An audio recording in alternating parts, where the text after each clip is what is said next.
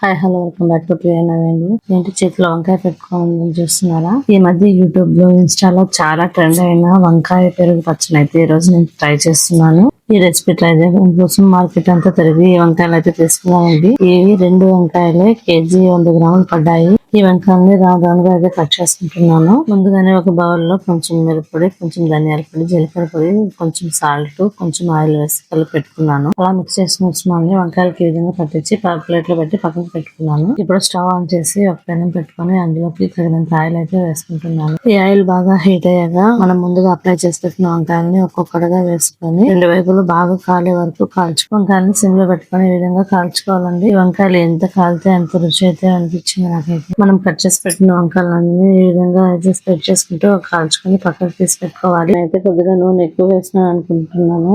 Light గా 1 spoon ఉంటుంది, అంటే దానికి తగినంత నూనె అయితే సరిపోతుంది. నేను లైట్ గా నూనె ఎక్కువ వేయడం వల్ల కొంచెం మొత్తం కారం అంతా ఇలా స్ప్రెడ్ అయ్యి కొంచెం మాడినట్టు అనిపించింది. ఫస్ట్ టైం చేస్తున్నాను కదా, ఓకే పర్లేదు. మిగిలిన అన్ని వంకాయలు కూడా ఈ విధంగా అయితే 2 వైపులా నీట్ గా కాల్చుకున్నానండి. నేనైతే ఫస్ట్ టైం అండి చేయడం, అందుకే తెలియక ఆయిల్ అయితే ఎక్కువ వేసాను. అందుకే ఈ విధంగా మనము ఒక్కొక్కసారి కాల్చుకునేటప్పుడు ఒక్కొక్క స్పూన్ వేసుకొని కాల్చుకుంటే సరిపోతుంది. నేను ఇక్కడైతే 4 స్పూన్స్ వేసాను.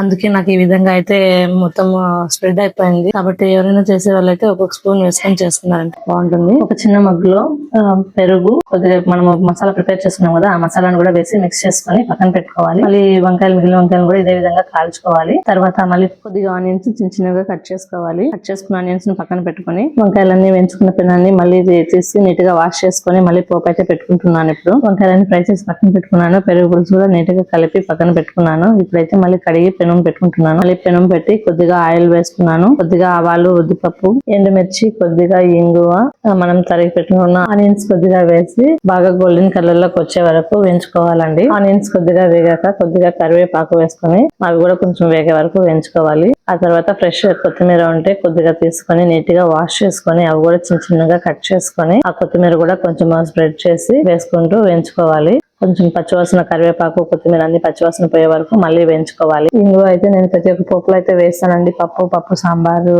రసము, ఇట్లా పోపులు ఏవి పెట్టుకున్నా దానిలోకి అయితే నేను ఇంగువ వేస్తాను. ఎందుకంటే ఇంగువ చాలా హెల్తీ కదా, అందుకోసమే. ఆనియన్స్ గోల్డెన్ కలర్ లోకి వచ్చాక రుచికి తగినంత ఉప్పు కొంచెం వేసి మనం ఎలాంటి ఫుడ్ తిన్నా డైజెస్ట్ చేయడానికి బాగా యూజ్ అవుతుంది ఇంగువ. ఇప్పుడు బాగా వేగిన పోపుని కొద్దిగా అయితే కప్ లోకి తీసుకుంటున్నాను. ఇంకా మిగిలిన పోపులో వంకాయలని ఈ విధంగా ఒకటిగా స్ప్రెడ్ చేసుకోవాలి. ఆ తర్వాత పైనుంచి పెరుగు, మనం కలిపెట్టుకున్న పెరుగు పచ్చని అయితే ఈ విధంగా వేసుకుంటూ స్ప్రెడ్ చేసుకుంటూ రావాలి.